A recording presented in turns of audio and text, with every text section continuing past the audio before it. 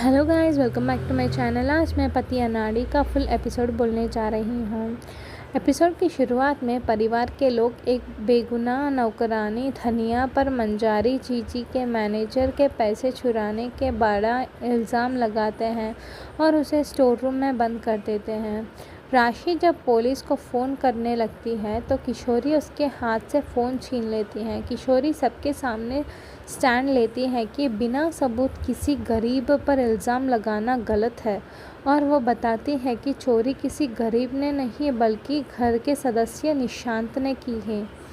पहले तो निशांत और बुआ जी फेक बिल्स का बहाना बनाकर बात को छुटलाने की कोशिश करते हैं और राशि भी निशांत का साथ देती है, लेकिन तभी लाला वहां आता है और बताता है कि किशोरी उसकी पुरानी लाली सही कह रही है। लाला निशांत के कमरे से चोरी का सामान ढूंढ निकालता है। चोरी पकड़े जाने पर निशांत और उसकी मां मंजारी चीची से हाथ जोड़कर माफ़ी मांगते हैं। सास यशोदा गुस्सा होकर कहती है कि अगर कोई बाहर वाला होता तो पुलिस के हवाले कर देती, पर घर का होने के कारण उसे सज़ा मिलती है कि वो 4 दिन तक घर में नौकरानी बनकर सारा काम करेगा।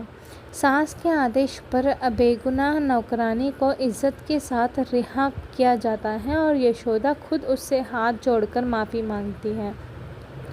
नौकरानी दनिया के साथ उसकी बेटी नंदिनी और पति बाबूजी भी वहां आए होते हैं। असल में दनिया कोई और नहीं बल्कि किशोरी की अम्मा है। जब किशोरी को पता चलता है कि उसकी मां पर चोरी का इल्ज़ाम लगा है और तो वो बेहद भावुक हो जाती है, लेकिन बाबूजी किशोरी को उसके ससुराल वाले देखकर उनसे मिलने से मना कर देते हैं ताकि ससुराल में कोई नया कलेश ना खड़ा हो। जाने से पहले दनिया, जो अपनी बेटी किशोरी के लिए एक लॉकेट लेकर आई थी, वो लॉकेट बाबूजी के हाथ सास को दे देती है और कहती है कि ये हमारा आशीर्वाद समझकर अपनी गुणवान बहू को दे दीजिए।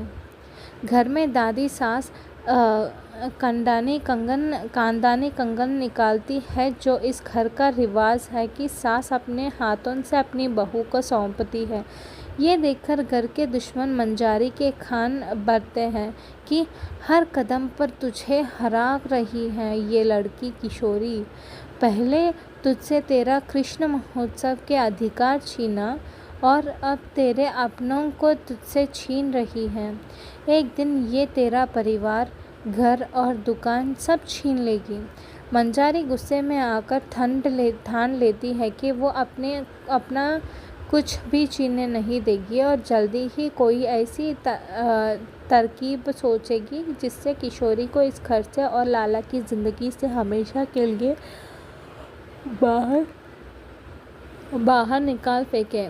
एपिसोड के आखिरी हिस्से में लाला वहां आता है और किशोरी को वही लॉकेट पहनाता है जो उसकी मां ने आशीर्वाद के रूप में छोड़ा था। किशोरी इस लॉकेट को देखकर बेहद खुश हो जाती है और भावुक हो जाती है क्योंकि यह उसकी मां का दिया हुआ तोहफा है।